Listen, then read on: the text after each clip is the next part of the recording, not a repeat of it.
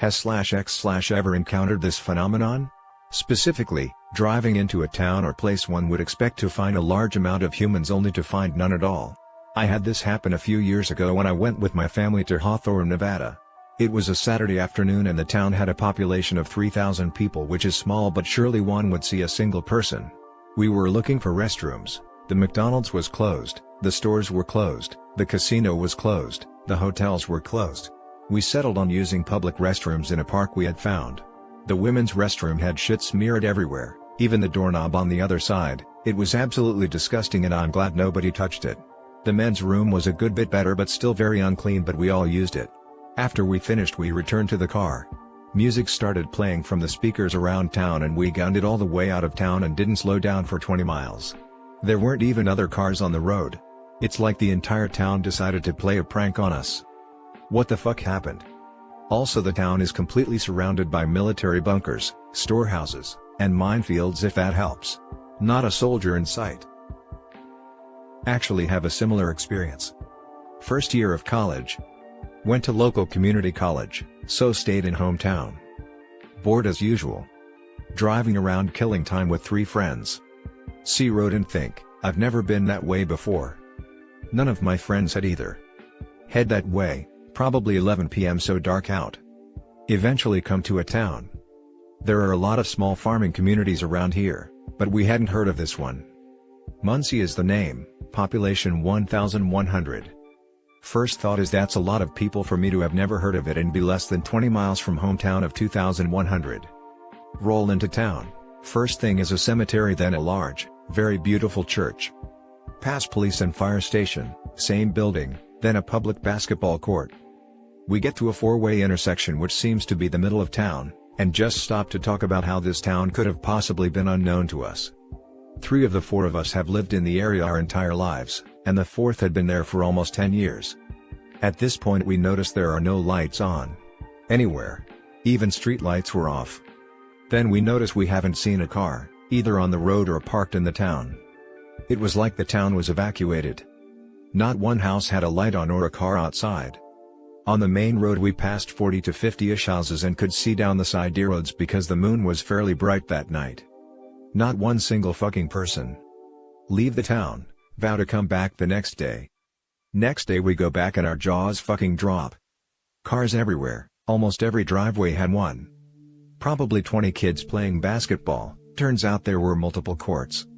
People are mowing lawns, there are city workers painting the curbs, women jogging, we couldn't believe our eyes.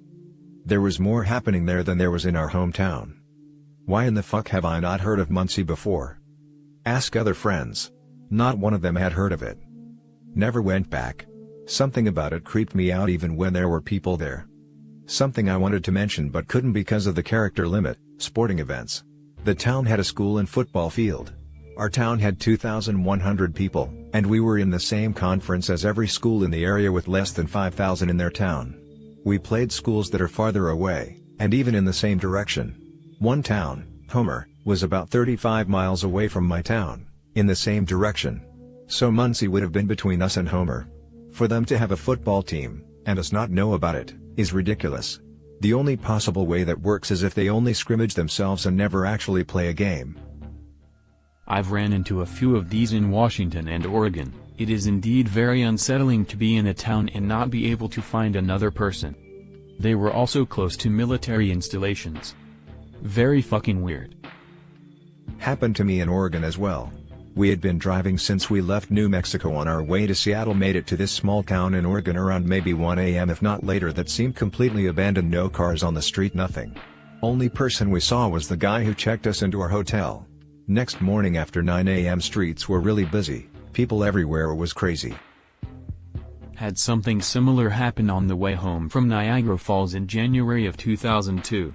Me, my friend and our girlfriends were somewhere in New York on our way back to Maryland driving through a snowstorm. We were in need of gas and pulled off into a town. It was around 11 p.m. and there wasn't one light on. Not even a street light. The stoplights were working, which meant the town definitely had power. We drove around for 15 minutes and finally found a gas station that looked like one of the places that should be open 24/7 and that too was closed. On our way out of town there was one person in a wheelchair just sitting at a corner staring off into space. To this day when me and my friends talk about it, it creeps us out. I live in Wainwright, Alberta, and sometime in July in 2012 I woke up around noon and my roomie wasn't there. This wasn't the weirdest thing because he played soccer lots. I got on my bike and was going to 7-Eleven, which is 24 hours, and didn't see anyone at all. I found this a little weird but just dismissed it. Then I got to 7-Eleven where the doors were unlocked but literally no one was there. I went to the counter to buy some smokes and rang the bell but no one came. I just grabbed a pack and walked out of the store. Now I was getting a little freaked, there was literally no one anywhere. I went to my buddy's house and his door was unlocked, so I went to his room and he was nowhere in the house. I decided to ask his neighbors but none of them were home either. I was really worried at this point, so I went home. I tried calling the operator and Walmart but no one was answering. I tried googling stuff but apparently our internet was down. I figured I was dreaming at this point and decided to make myself wake up. I grabbed some sleeping pills out of the cabinet and sat on the couch and fell asleep. Then I woke up on the couch and dismissed it as a dream. An hour later my roomie came home and asked if I had any cigs. I said no, figuring the 7-Eleven trip was a dream. I told him I was going to 7-Eleven to pick some up, and when I put on my jacket I found the cigs in my pocket. Still don't understand to this day. Only ones. B. 1996 to 1998. Live in Middle Tennessee. Bro goes to live with a buddy and his mom in Kentucky for a while. Breaks into a YMCA or some shit one night. Gets in trouble, buddy's mom says come get him. We start driving. Get there around noon. Pick him up. He tells me and our other brother about taking a shit in the pool. Fuckers all talk, I take a nap. Wake up an hour later. Car is stopped, just me and my brothers in it. What the fuck niggers.jpg. We're out of gas and mom left her wallet at home. She's in the church trying to get some gas money. Probably blowing the preacher.kek. We have a good laugh. Suddenly realize we're the only car around. Streets are completely carless. Noon on a fucking Saturday. That's shopping day in the South. No cars. Mom comes running out of the church. Gets in car. Doesn't say anything. Drives until she's clear of town and we're running on fumes. Didn't see a single car or person anywhere during the drive. Nearly has to coast into a gas station. Fill up, grab drinks, on the road again. It's weird, but none of us seem to want to talk about it. I had the urge, and it just went away. I could tell they were thinking about it. We rode in silence back to Tennessee. I asked my mom what happened when I flew back for a visit in October. She had no idea what I was talking about. My brother, the one who had to be picked up, didn't remember the town either. He's the one that cracked the joke about her blowing the preacher. My younger brother, who's been a heavy weed smoker since childbirth, remembers every detail.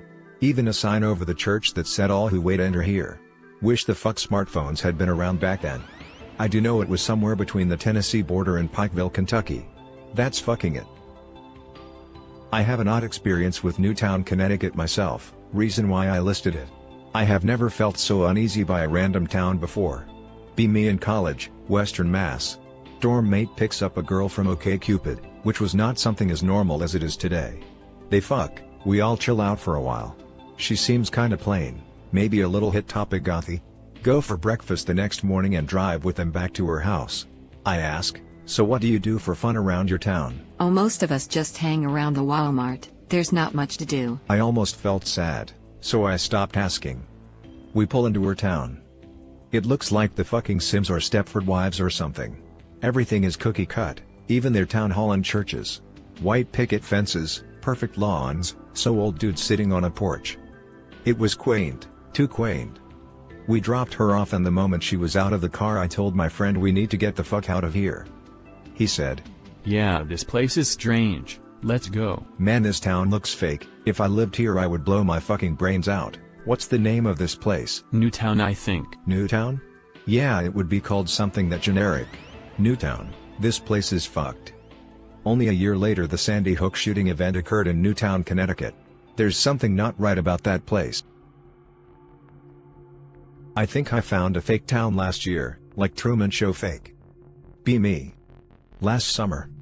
Cross-county road trip, hitting up some national parks for /out/.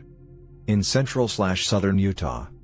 It's getting late, like 10 p.m, been driving since 6ish. It's dark as fuck, no moon, can only see what's lit up by my headlights. Decide to find some place to rest for the night at next exit. See a town off in the distance, turn off on only pull off I've seen for over an hour heading towards town. Pull off is unmarked and unlit, not on car GPS, no cell service. Town is directly ahead though, keep going. Road turns to dirt road and is about 5 miles until it turns to pavement again right at the town where businesses and houses started showing up. Immediately town strikes me as weird. Nobody is on the streets, no cars on the streets or in the businesses' parking lots. Jazz music is being pumped through the streets for some reason, not loudly but loud enough to hear. This town that looked to be about 7 blocks wide from some miles out has every major fast food chain I've heard of and 7 hotels on the main street. Still no cell service, still not on car GPS. Go to get food. KFC was fully illuminated and unlocked, nobody there. Same thing with Jack in the Box. McDonald's has a cashier and cook when I go there, both look annoyed. Take my order, give me distinctly non-McDonald's nuggets and fries. Leave. Start going to get a bed for the night. Hampton Inn, empty parking lot, third annoyed looking person informs me they're all booked up. La Quinta, person I'm now convinced was the cook at McDonald's is behind the check-in counter, also empty parking lot, also fully booked. Holiday Inn Express, empty parking lot, person that was clearly the fucking cashier at McDonald's is behind the check-in counter, surprisingly they have rooms. Ask him if he's the guy from McDonald's. No, that's my brother. Fuck it. Good enough for me. Get to room, Wi-Fi exists but nothing loads, shower, crash. Wake up next day, no breakfast in lobby, no other guests, McDonald's guy still there for checkout. Ask him how to get out of town. Same road you came in on. Head to McDonald's to get something to eat. Town is still playing smooth jazz. Still nobody on the street. Order a drive-through. Drive-through lady is definitely lady from the Hampton Inn. Ordered a fucking McGriddle and black coffee, she hands me a microwave English muffin sandwich and what I assume to be some kind of instant coffee. Place is too fucking weird to stay and argue. Heading down the only fucking road in and out of town. Maybe 3 miles onto the 5-mile dirt road notice big metal wire fence on both sides of the road in the desert, meet on the road in a big motorized gate that is open. Soon as I pass through, gate starts closing. Get back onto road, finally get onto 62? That's not right, could have sworn I was on 89 when I decided to pull off and there's mountains in between. Finally get cell service, nothing matches description of town, none of the charges ever show up on my card. I've told some people and one suggested it was Richfield but I know I was south of there and they would have actually charged me for stuff. Are you familiar with Peace Village, the town on North Korea's southern border? It's a fake town with working electricity and everything, created for propaganda purposes to make North Korea look better to South Koreans. But when you get close to it, you'll notice bits and pieces are missing, and that no one lives in it. There are many buildings in America which only exist as facades. Next time you're driving through the sticks, take a closer look at some of the buildings you see out in the middle of nowhere. Many of them are just facades, with empty interiors. You'll even notice some have painted windows and other features. There are various reasons they were constructed. Some of them are constructed as a border. Fake cities, ghost towns and ghost cities appearing in the middle of nowhere then vanishing. I used to drive through a road on California called LaPorte Road. Many times have small ghost town-like places popped up as I drove through them, but they weren't there on the way back. People in small towns of maybe 100 or so, just vanish, along with properties that seem to be well kept, but nobody was ever there, not even gardeners. Strange stuff, and on. Ever been to one of those towns with only a few people still living there? Running water, electrical grid, etc. all for only 10 to 20 people. Most people have no reason to visit these places. Freeways don't pass through every tiny town. Sometimes there's literally no reason at all to ever go into them and no one who isn't supposed to ever does. That's practically every town bordering King City and Soledad in California. Some of those places are so small I couldn't believe they were even considered towns. I'll add, Kern Country in California has quite a few fake towns as well. However, the story for these is rather boring. The water in these towns is terribly contaminated from mining and runoff. So then they'll build well pumps and then build fake houses around them that look real from the roads and highways, but if you get close, you'll see they have virtually no yards, no garages, driveways, etc. They might have windows but they'll be blacked out or even just plastic panes mounted to brick. Little to no people like there, just maintenance people in the few real model homes that do nothing but make sure none of the pumps fail. Not far away, in the downtown and northern parts of San Bernardino, you'll see the exact same thing, just nicer. You'll be driving down the streets in the city, suddenly see a house on a huge lot with cinder block walls and high iron gates. The houses will look real with all the basic parts, but it'll still look off, with no real front lawn, and no real personality to the house. If you get close to the houses, you'll notice security cameras and hear the pumps running inside. The neighbors will also often tell you that the houses are fake and they only ever see city employees going in and out and city maintenance trucks doing the basic landscaping. Sadly, the newest wells don't even do this. Most will just be a concrete shack with rumbling pipes going in and out, and city signage telling you exactly what it is. They don't bother even trying to hide it like they used to. Used to? Why not anymore? The on-paper reason is that it's not needed anymore. People can understand that they need a well pump in their neighborhood to flush spring water into the gutters, or contaminated water into a sewage line, etc. The real reason, however, is, there is a perceived loss of value in living around a pump or a grid junction station, etc. So they simply don't build houses near them anymore. And since the land is already owned by the city or utilities, it'll just end up being used for other public purposes, like a park, office buildings, etc.